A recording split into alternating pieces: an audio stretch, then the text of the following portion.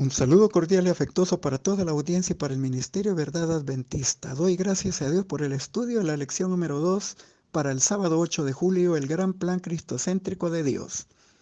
Alabado sea el Dios y Padre de nuestro Señor Jesucristo, que en Cristo nos bendijo con toda bendición espiritual en los cielos. Efesios 1:3. El inicio de la carta de los Efesios es una majestuosa nota de gratitud, alabanza a Dios por las bendiciones que ha derramado, que además de ser importantes y necesarias, son esenciales para la vida cristiana y que fueron preparadas para los creyentes desde antes de la creación del mundo. Efesios 1:4. Él alaba a la deidad por obrar en lo largo de los siglos en favor de los creyentes y menciona la obra del Padre. Efesios 1 del 3 al 6, la del Hijo en Efesios 1 del 7 al 12 y la del Espíritu Santo Efesios 1 del 13 al 14.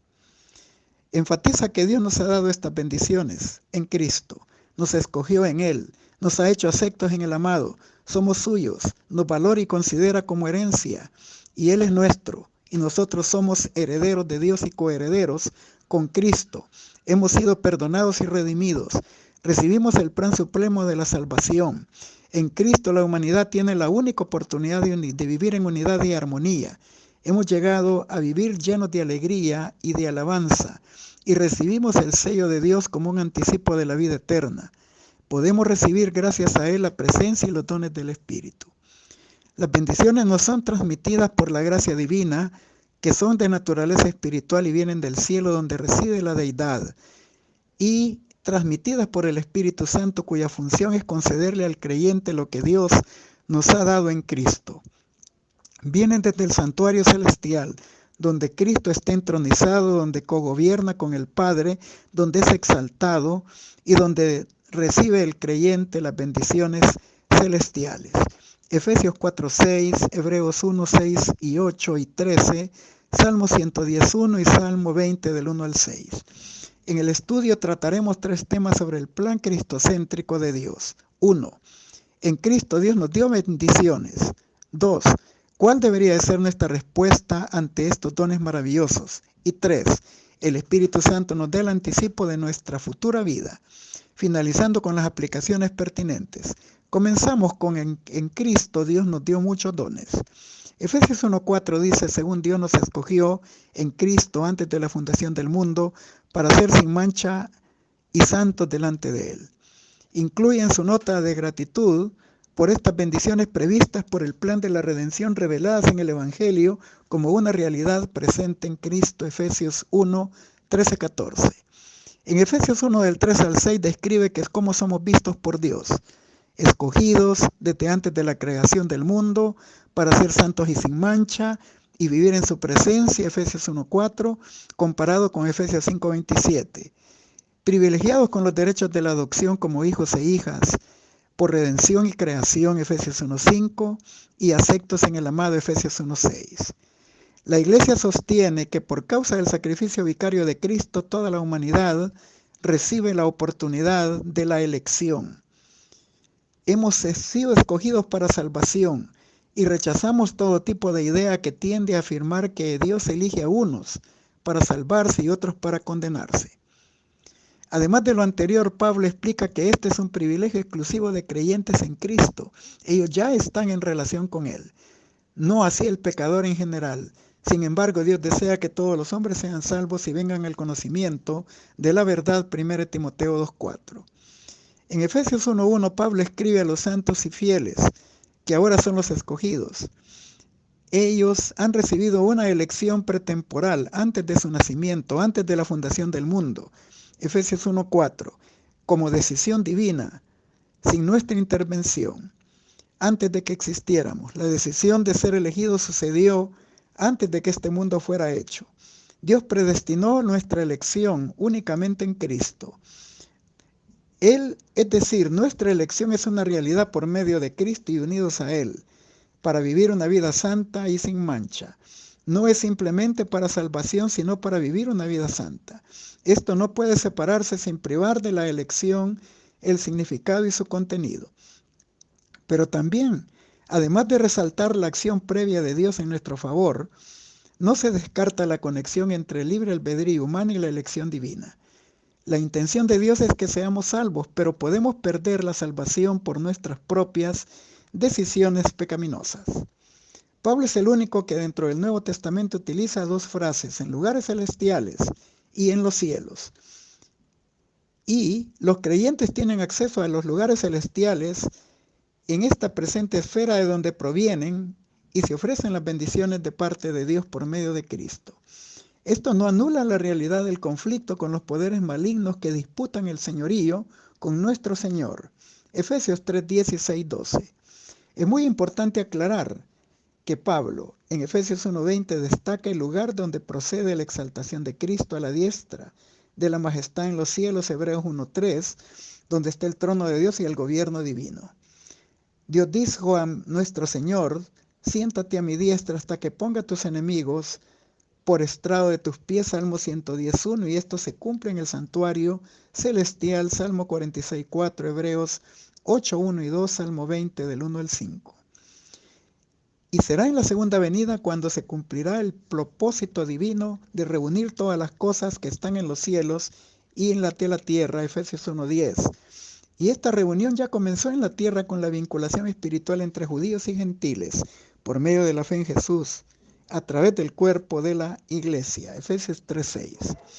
Pablo describe el plan cristocéntrico de Dios porque el Hijo de Dios es el centro de la redención humana, Efesios 1:7, en quien tenemos redención por su sangre, el perdón de los pecados, según las riquezas de su gracia. Esto lo repite en Colosenses 1:13-14. Para Pablo en Efesios 2:1 se introduce explicando nuestra condición anterior y caída, bajo la tiranía del diablo, muertos en delitos y pecados y arrastrados en la corriente satánica y oprimidos y esclavos sin poder liberarnos. Efesios 2 del 1 al 3. Estábamos sin Dios, sin esperanza y sin Cristo en el mundo. Efesios 2:12. Pero luego la acción de la gracia divina provee el rescate. Efesios 1:3. Entre las bendiciones espirituales mencionadas por Pablo está la de la redención y la del perdón. Redención viene del griego apolútrosis, liberación de la esclavitud en que cayó el hombre por transgredir la ley de Dios. La liberación viene por medio del pago de un rescate, a costo infinito, la vida del inocente y la sangre derramada de Cristo. Levítico 17:11. Ese es el precio pagado para dar perdón, Mateo 26:28. Las implicaciones son abarcantes. Viene la implícita liberación de la esclavitud del pecado, de la presencia del pecado y de las consecuencias eternas del pecado, hacia una plena restauración de la imagen y semejanza divina original. Por lo tanto, el pecado dentro del plan debe de ser erradicado. Romanos 3:24, Romanos 5:1, Romanos 6:19. Y por eso Pablo dice que fuimos escogidos para ser santos y sin mancha, para servirle a Él y su obra. Y con toda seguridad debemos de comprender lo que ocurre al darnos liberación, al darnos dignidad para ser tratados como hijos y ciudadanos libres en el reino de los cielos. Pero eso a un precio infinito, la vida del Hijo de Dios inocente. Efesios 1:7, 1 Corintios 10:16, Efesios 2:13, Hebreos 9:14 y 10:19, 1 de Pedro 1:12 y Apocalipsis 12:11. El perdón de los pecados viene adherido a la redención, Efesios 1:7. En la cruz, Cristo tomó sobre sí el precio de nuestros pecados, pasados y futuros, y así canceló la nota de deuda desfavorable en contra de nosotros, Colosenses 2:14. Al hacer la obra de la redención y perdón por medio de Cristo, actúa como nuestro Padre generoso, dándonos las riquezas de su gracia abundantemente, Efesios 1:7-8. Y al final del proceso redentor, Cristo viene por su pueblo para llevarlo a la casa del Padre. Tito 2:13-14 dice: aguardando la esperanza bienaventurada y la manifestación gloriosa de nuestro gran Dios y Salvador, Jesucristo, quien se dio a sí mismo por nosotros para redimirnos de toda iniquidad y para purificar para sí un pueblo propio celoso de buenas obras. Tito 2, verso 14. Esta obra da como resultado una vida limpia de todo mal pensamiento y de hechos perversos. Elimina la duda acerca del amor de Dios. El precio de la sangre adquiere un pueblo propio, escogido, para ser un pueblo celoso de buenas obras. La salvación por medio de la sangre de Cristo es el tema central del Evangelio. Se habla de los cristianos como rescatados, adquiridos, comprados por precio. Cristo los redimió de la maldición de la ley, de modo que en un sentido la justificación es gratuita a nosotros y la recibimos por la fe, Romanos 5:1, pero para el Hijo de Dios implica un sacrificio y precio infinito en sus sufrimientos y muerte en la cruz. Al analizar el plan de Dios de la salvación, que se cumplirá a su debido tiempo, Pablo presenta en la carta de Efesios esta unificación de todas las cosas basadas en la muerte, resurrección y ascensión y exaltación de Jesús. Efesios 1 del verso 15 hasta el capítulo 2, verso 10. Esto comprende la misión terrenal y su obra, fundando la iglesia y haciendo la expiación de los pecados, y comisionándola también para cumplir el propósito unificador, derribando todas las barreras que dividían a judíos y gentiles y cualquier otro tipo de diferencias. Pero también está la obra celestial que nos hace accesible la salvación a todos los seres humanos. Efesios 2, verso 11 hasta el capítulo 3, verso 13. El concepto paulino de unidad tiene dos dimensiones. La unidad de la iglesia que reúne en Cristo bajo un solo cuerpo, la iglesia, a judíos y gentiles, y hace de ellos un pueblo haciendo la paz. Efesios 2, 15, 16. Pero también abarca la unidad del universo en que todas las cosas en el cielo y la tierra se encuentran unidas en Cristo.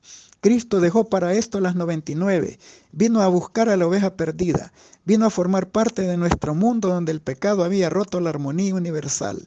Cuando Satanás logró derrotar a Adán y Eva y caímos en pecado, por su obra terrenal en la cruz logró la unificación de la raza humana caída dentro del plan redentor y lo unió con el universo no caído, y en su obra celestial finalmente eliminará para siempre el pecado y a los pecadores, y esa armonía será para siempre. Para Pablo, Cristo es la fuente de la unidad y utiliza muchas veces la expresión en Cristo o con Cristo, resaltando lo que Dios ha hecho por nosotros y el universo mediante él.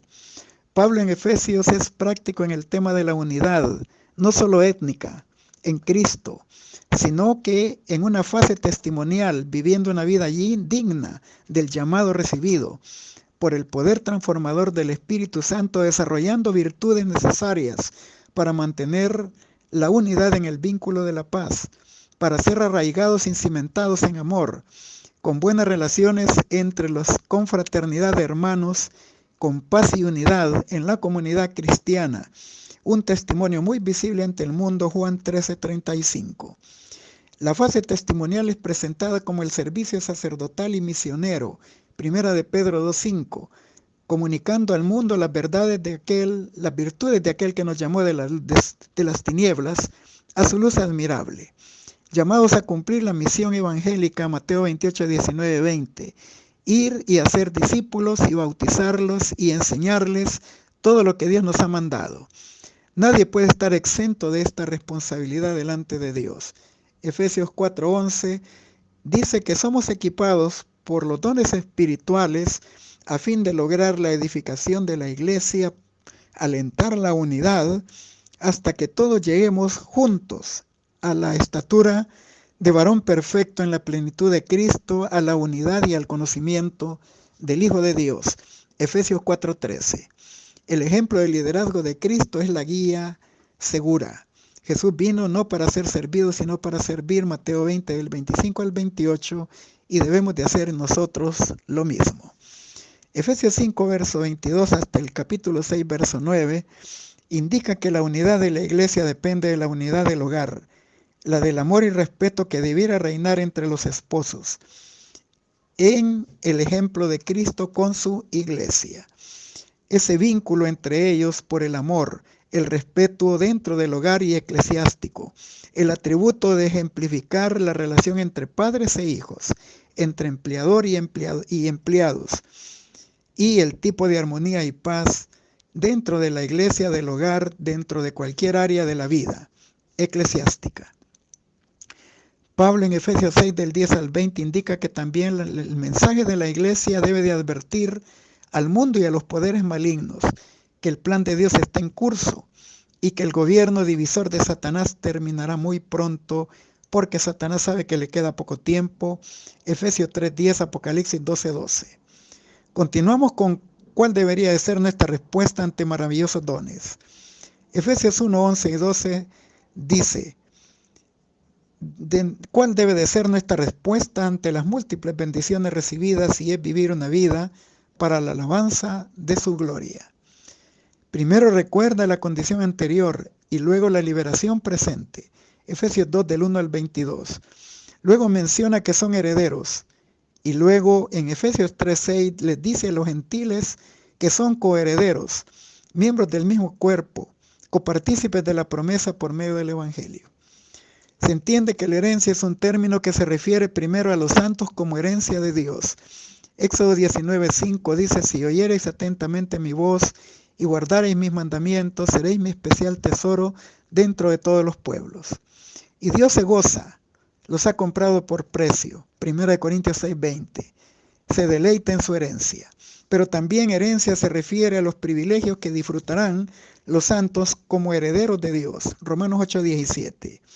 La herencia es un privilegio de los santos y está determinada en las riquezas de gloria de Filipenses 4:19. El que venciere heredará todas las cosas. Apocalipsis 21:7. Nosotros también tenemos a Dios como nuestra riqueza y herencia mayor. El Salmo 16:5 dice, el Eterno es la porción de mi herencia y de mi copa. Es algo digno de profunda meditación más que de explicación. La importancia de ser coherederos en Cristo se expresa en que si somos hijos implica más profundamente que Cristo no puede poseer su heredad antes de nosotros. Todos podemos decir junto con Juan, mirad cuál amor nos ha dado el Padre, para que seamos llamados hijos de Dios. 1 de Juan 3:1. Y como hijos, somos legítimos herederos y coherederos con Él. Continuamos con el Espíritu Santo nos da el anticipo de nuestra futura vida. Efesios 1:13-14 dice, en Él también vosotros habiendo oído la palabra de la verdad, el evangelio de vuestra salvación y habiendo creído en Él, fuiste sellados con el Espíritu Santo de la promesa que son las arras de nuestra herencia hasta la redención de la posesión adquirida para alabanza de su gloria. Se destaca el papel del Espíritu Santo en el proceso del sellamiento de los creyentes y él utiliza dos imágenes o dos metáforas. 1. El Espíritu Santo como sello. 2. El Espíritu Santo como garantía de la herencia. En la primera, el Espíritu Santo es comparado con un sello. Es como que él fuera el sellado desde el momento de la conversión. Habiendo oído la palabra de Dios y el evangelio de la salvación y habiéndolo creído, fuiste sellados con el Espíritu Santo de la promesa. En la antigüedad los sellos se usaban en amplia variedad, entre funciones legales, acuerdos, validación de transacciones, etc. Impreso en un objeto, un sello indicaba la propiedad y protección. Es la presencia del Espíritu Santo la que marca la vida de los creyentes como pertenecientes a Dios y les da la promesa de protección para el día de la redención, Efesios 4:30. El teólogo Jiri Moskala en su libro Asuntos del tiempo del fin malinterpretados, 5 mitos del adventismo, página 95, aclara: Pablo indica claramente que cuando alguien le da su vida a Jesús y cree en él, el Espíritu Santo lo sella. Usa la palabra griega esfragizo. Sella al creyente para el día de la redención y lo marca como seguidor suyo con el sello de la salvación cuando creen por primera vez. Refiriéndonos a la segunda metáfora, el Espíritu Santo como una garantía, griego arabón, se indica que es un pago adelantado como seguridad de que se va a pagar la suma total completa. Los creyentes no hacemos ese pago inicial, sino que lo recibimos de parte de Dios, que es el quien ofrece la garantía y el cumplimiento total. Pablo dice que la entrañable presencia del Espíritu Santo en nuestras vidas es el anticipo de la herencia plena de la salvación y de la redención que recibiremos en la segunda venida de Cristo. Debemos de recibirla con corazón agradecido y sumiso, como otro de los dones inmerecidos ofrecidos por la gracia, además de la herencia que Él entregará en su totalidad en la segunda venida de Cristo. Analizando que Pablo usa metáforas al hablar de la obra del Espíritu Santo, aclaramos lo siguiente. La realidad es que el Espíritu Santo es una persona divina y no un sello. Mateo 28:19, 1 de Pedro 1:2 y 2 Corintios 13:14. Cuando se usa un sello de imprenta, por lo general el instrumento se le conoce como sello, pero son sus caracteres impresos los que dan esas características. El Espíritu Santo es la autoridad divina que imprime el sello divino en la vida del creyente. Ahora hacemos un resumen del proceso del sellamiento inicial y final de la obra del Espíritu Santo para la eterna redención del cristiano fiel. Número 1. Cuando somos sellados por el Espíritu Santo, somos habilitados para obedecer a Dios en la forma correcta, porque ya somos salvados. Segundo, el Espíritu Santo descrito por Cristo mismo como el dedo de Dios en Lucas 11:20, comparado con Mateo 12:28, fue el que grabó la ley del decálogo en las 2 tablas de piedra, Éxodo 31:18. Es el que ata el testimonio y sella la ley entre sus discípulos, Isaías 8:16. Es en el que en el nuevo pacto graba la ley en la mente y en el corazón del cristiano, Hebreos 10:15 al 17. Por cierto, coloca la ley en el mismo lugar donde Cristo la tenía en el Salmo 48. El hacer tu voluntad, Dios mío, me ha agradado y tu ley está en medio de mi corazón.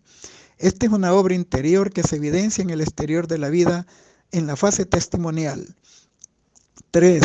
Este proceso de sellamiento implica que nuestra vida es colocada en conformidad con la voluntad revelada por Dios. Nos identifica con el Dios verdadero como verdaderos adoradores redimidos por la sangre de Cristo. Según de Timoteo 2:19 dice, pero el fundamento de Dios está firme, teniendo este sello, conoce el Señor a los suyos, y apártese de iniquidad todo aquel que invoque el nombre de Cristo. Y el Salmo 19:7 dice, la ley de Jehová es perfecta que convierte el alma. 4. En armonía con lo anterior, el papel escatológico que desempeñará la observancia del sábado como señal identificadora del Dios verdadero y del pueblo que le adora, Ezequiel 20:12 y 20, y quienes participen del proceso del sellamiento se distinguirán del resto de los profesos seguidores de Dios por su especial observancia del sábado como día de reposo bíblico, Éxodo 31:17 y 18. Quinto, este proceso de sellamiento inicia desde que creímos. Es el anticipo y garantía de lo que recibiremos en totalidad en herencia. Implica una fase inicial, pero describe también una fase final con las palabras hasta la redención de la posesión adquirida. Efesios 1:14. Podemos comprender que el proceso inicial se obró en la lluvia temprana del Espíritu Santo que hizo crecer y desarrollarse, y se consumará con la plenitud en la lluvia tardía del Espíritu Santo hacia la maduración y el perfeccionamiento de la obra. En esto prácticamente tenemos las bases de la obra del Espíritu Santo inicial y final. Y este proceso final se conoce también como sellamiento escatológico y coincide con los eventos a realizarse antes del cierre de la gracia y del derramamiento de los juicios retributivos de Dios en las 7 plagas postreras, Apocalipsis 7 del 1 al 4. El Espíritu Santo es la garantía o prenda del derecho de herencia. El Espíritu sella como herederos para el día de la redención. El Espíritu es el testigo que testifica a diario que somos hijos de Dios con su presencia. Romanos 8:16. Y aunque el mundo no acepta este testimonio y no nos conoce, 1 Juan 3:1, llegará el momento en que esta gloria se revelará cuando nuestros cuerpos en la segunda venida de Cristo sean transformados a la semejanza de su cuerpo glorioso, Filipenses 3:21. Ahí no habrá ninguna duda. Hasta el mismo Satanás se verá obligado a reconocer que somos hijos de Dios y legítimos herederos de la tierra nueva. Así que el Espíritu Santo es el anticipo de nuestra futura vida eterna. Amén. Finalizamos con las aplicaciones pertinentes. Hallamos una sola predestinación en la palabra de Dios, la de individuos y de un pueblo, a saber que el hombre está predestinado a ser salvo. Muchos han mirado hacia el final, pensando que estaban seguramente predestinados para gozar bienaventuranza celestial, pero esta no es la predestinación que revela la Biblia. El hombre está predestinado a ocuparse de su propia salvación con temor y temblor. Está predestinado a poseer la armadura para pelear la buena batalla de la fe. Está predestinado a usar los medios que Dios dispone a su alcance para combatir con toda mala concupiscencia, mientras Satanás está jugando el juego de la vida por su alma. Está predestinado para velar y orar y escudriñar las Escrituras y evitar caer en la tentación. Está predestinado para tener fe constante. Está predestinado para ser obediente a toda palabra que sale de la boca de Dios, para que pueda ser no solo oidor, sino hacedor de la palabra. Esta es la predestinación bíblica, Testimonios para los Ministros, página 453. Por su vida y por su muerte, Cristo logró aún más que restaurar lo que el pecado arruinó. Era el propósito del diablo conseguir eterna separación entre Dios y el hombre, pero en Cristo llegamos a estar más íntimamente unidos a Dios que si nunca hubiéramos pecado. La exaltación de los redimidos será un testimonio eterno de la misericordia de Dios. En los siglos venideros se revelará la soberana riqueza de su gracia en su bondad para con nosotros en Cristo, a fin de que sea dado a conocer a las potestades, autoridades y regiones celestiales la multiforme sabiduría de Dios de conformidad con el propósito con el que se había propuesto en Cristo Jesús, Señor nuestro. El deseo de toda la gente es página 17 y 18. Tan pronto como el pueblo de Dios sea sellado en la frente, esto se trata no de un sello o marca que se pueda ver, sino un afianzamiento en la verdad tanto intelectual como espiritualmente, de modo que los sellados son inconmovibles. Tan pronto como sea sellado y preparado para el zarandeo, este vendrá, y ciertamente ya ha comenzado. Comentario Bíblico Adventista, tomo 4, 1183. Maranata, el Señor viene, página 206, y Dios nos cuida, página 92. Dios conduce a su pueblo paso a paso, coloca a sus seguidores en diferentes situaciones, a fin de que se manifieste lo que hay en su corazón. Algunos soportan cierta prueba, pero fracasan en otra. A medida que avanza en el proceso, el corazón es probado más severamente. Si los que profesan ser sus hijos encuentran que su corazón se opone a la obra directa, deben convencerse de que tienen que hacer algo para vencer. Algunos están dispuestos a aceptar un punto, pero cuando Dios los prueba en otro, lo rehuyen y retroceden porque hiere directamente un ídolo suyo. Así tienen la oportunidad de ver lo que hay en su corazón que los aísla de Jesús. Hay algo que aprecian más que la verdad y su corazón no está preparado para recibir a Jesús. Los individuos son probados durante cierto tiempo para ver si quieren sacrificar sus ídolos. Los que resistan en cada punto y que soporten cada prueba y vencen a cualquier precio que sea, han escuchado el consejo del testigo fiel y recibirán la lluvia tardía y estarán preparados para la traslación. Joyas de los Testimonios, tomo 1, páginas 65 y 66. Maranata, el Señor viene, página 44. Les deseo un feliz sábado en la presencia de Dios, lleno de múltiples bendiciones para todos.